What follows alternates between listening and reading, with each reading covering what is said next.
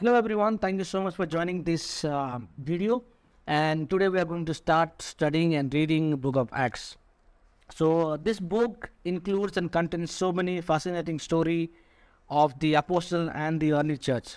So today we will start with the study, and in the coming episode also we will be looking at the entire book of Acts. So we will start today with the background and chapter number 1. So when we read the book of Acts, or also it is called as the Acts of Apostle. So when we read this book, we understand that this is written by physician Dr. Luke.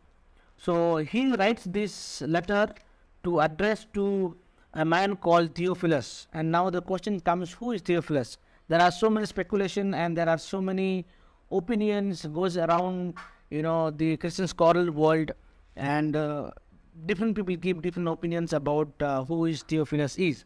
So Luke is writing this book to present to Theophilus. Now Luke is not writing the Acts of Apostle or the book of Acts as a individual book. We all have to understand that the book of Acts is the second part of the Gospel of Luke. That's why when we read the Acts chapter 1 verse 1, Luke addressed his first letter like this: in my first book, I told you, Theophilus, about everything Jesus began to do and teach until he was taken up to heaven after his chosen, after he gave instruction to his chosen apostle. So here we see Luke is presenting the second part of the book to Theophilus, telling, in my first book, I have mentioned about Jesus's his life and work, his death and resurrection.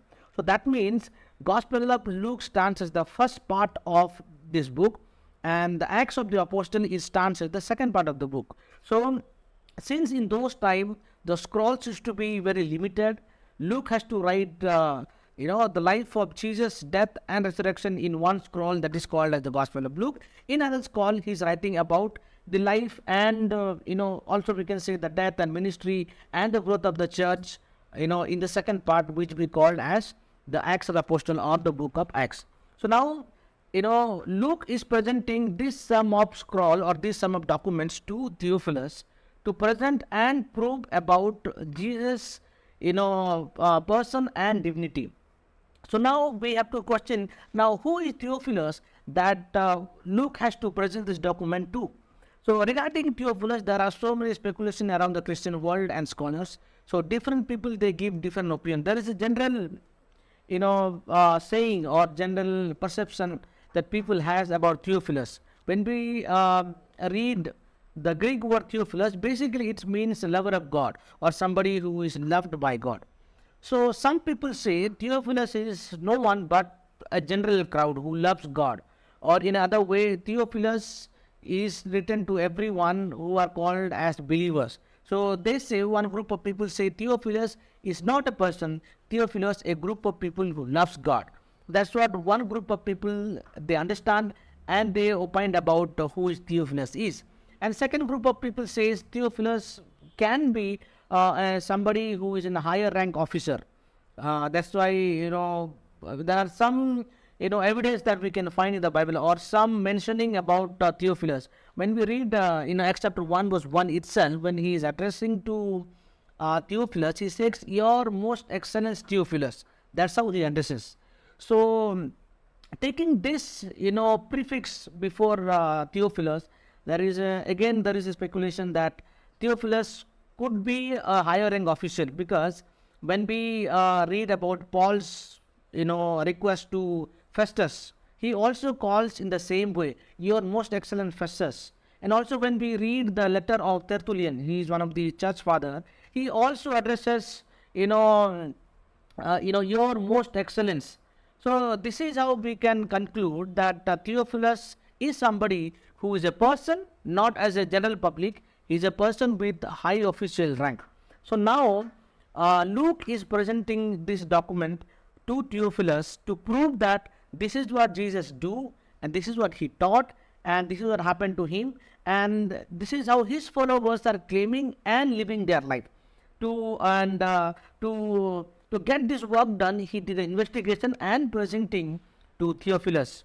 Now we all know Luke is a physician, he is a doctor. So even it is mentioned by Paul also in his letter to Colossians, that he says, "My beloved brother, the physician, Doctor Luke." So by that we also can understand that Luke is a doctor or a physician. So now he is as a doctor, he is presenting this case to Theophilus. And the question would be, why need Luke has to present this case study or this investigation report to Theophilus? There is again one more speculation that goes around the Christian scholar and Christian study world. It says that Luke and Theophilus, they were among the people we call as the Macedonian call or Macedonian vision. So when we read Acts chapter 16, we see Paul has a dream, and in his dream there are people from Macedonia. They are calling that, "Come and please share the gospel to us." So most people they believe that Luke was one among those people whom Paul saw in his vision. That's why one of the reasons why they say like this, because when we read chapter 1 to 15, we see whatever work is done, the writer is writing as third person. I mean, he is addressing those events as a third person who is watching from distance. But when we start reading from chapter 16, we see there is a drastic change of the ownership of the event that is happening. I would like to read some of the verse. So when we start reading from Acts chapter 16 verse 11, we see there is a personal ownership of the event. For example, chapter 16 verse 11, it says, "We boarded a boat to Troas." Then again on 13 it says, "On the Sabbath we went a little way." Then again, when we come back to chapter 6, verse 16, it says, "One day as we were going down to the place of prayer." So when we start reading from, chapter 16, we see there is a personal ownership of event, henceforth we see. So most people, they believe that Luke was a man from Macedonia, who heard, gospel through Paul, and he accepted Jesus. And now the question again arises, who is Theophilus? Now we all have to understand, those days doctors used to be slaves. It is not like today's. Today now the public has become the slave of doctors, but now those days doctors used to be slaves for people. And all these owner or all these kings or all these judges or high rank rich people, they used to hire educated people, or they will make their slaves educated and more learned and efficient man, so that these people will work for their own owners. So one of those incidents also with Luke. So Luke is a doctor slave. He is not a free doctor. He is a doctor, or he is a physician being a slave. So now in this condition, Luke accepts Jesus. Also some believe that in certain way, even Theophilus also, who is a highly ranked position man, he also to an extent he believes in Jesus, and there is some conviction has happened in his heart. So taking this as a curiosity, maybe Theophilus has freed Luke to go and do the investigation of what has happened to Jesus and his disciple. So now the question now gets clear, that is where when Luke was freed, being a doctor, he was freed to go and do investigation about Jesus and his disciple, what both of them did. So now Luke is going and investigating everything bit by bit, and when it is completed, all his investigation is completed, now he is presenting these to Theophilus, his master. So that's where the whole narrative, it gets fit, and also it makes more sense.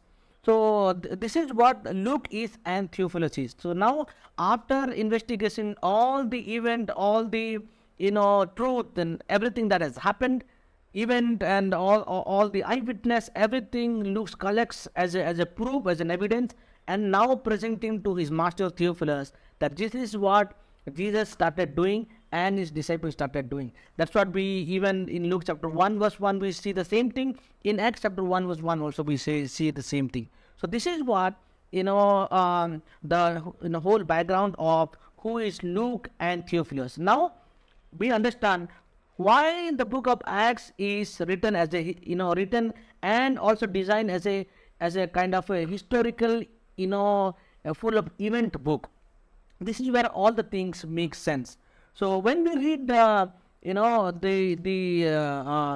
book of Acts or the Acts of Apostle, we can see there are so many major theme or so many things are happening around the book. First of all, we see Luke is trying to present, or he is giving all this investigation how the church has began, and when the Holy Spirit came upon them, what has happened to them, what kind of drastic change that happened to them, and also how did the church grow very quickly, how the whole spark came up and become a welcome kind of things. So we see the beginning of the church, we see the outpouring of the Holy Spirit, and also we see the growth of the church, and also we see how people are relentlessly, how people are boldly, they are sharing and witnessing the gospel. And also we see the major theme is one of the major theme is opposition. So these are the main main theme you will find, like church growth or pouring of the Holy Spirit, and witnessing all around the Roman world, and also opposition. This is what the whole book of Acts concludes.